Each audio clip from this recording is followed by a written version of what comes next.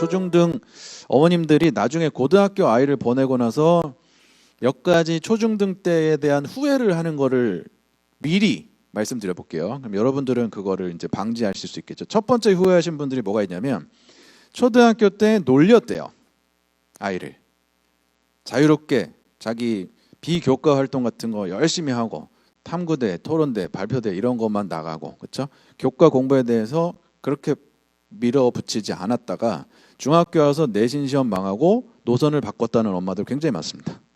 그렇죠? 초등학교 때 그렇게 노선을 정하셨으면 중학교에서도 유지하셔야 되는데 중학교 때 교과 성적이 나오면 갑자기 엄마가 열이 받으면서 그때부터 노선을 확 바꾸고 막 학원에다 밀어 넣는 어머님들. 첫 번째 시행착오 케이스고, 두 번째 물론 제가 선행학습을 권장하는 건 절대 아니고요. 제 진도만 공부를 시켜서 고등학교에 보냈더니 진도가 밀려가지고 다른 애들 벌써 두 번, 세 번 보고 온 애들을 쫓아갈 수가 없다. 이게 또 두 번째 후회입니다. 중학교 어머님들의 고등학교 보냈을 때의 후회. 어떤 과목 얘기겠어요? 수학이죠. 그렇죠? 수학을 과도하게 선행하는 건 상당히 문제기는 해요. 예를 들면 가장 심각한 경우 대치동에서는 초등학교 3학년이 고등학교 수학을 배우는 경우도 봤습니다. 저는 권장드리는 예습 스피드는 한 학기에서 1년 이상을 넘지 않는 것을, 보편적인 아이들한테. 왜냐하면 그게 넘어가면 이해가 잘 안 되는데 문제를 억지로 외우면서 풀면서 수학에 대한 두려움이 더 많이 쌓이거든요. 알아지는 게 아니고. 그래서 6개월에서 1년 이상은 선행하지 않는 것을 권장드리고 있습니다만 실제 현실을 보면은 말도 안 되게 2년, 3년, 4년씩 선행하는 경우들도 흔히 볼 수가 있죠.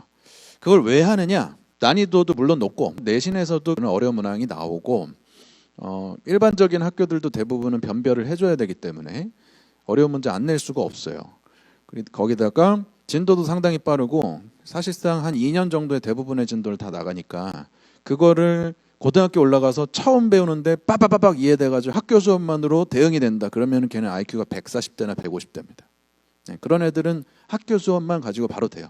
근데 그렇지 않은 아이들이 훨씬 세상에 많기 때문에 그걸 학교 수업만 들어가지고 바로 된다? 중학교 때 한 번도 안 하고 저도 못했습니다. 그렇게. 저도 못했어요. 그래서 현실에서는 어느 정도의 선행은 요구가 되는데 그 정도가 1년 이상까지는 아니었던 것 같아요.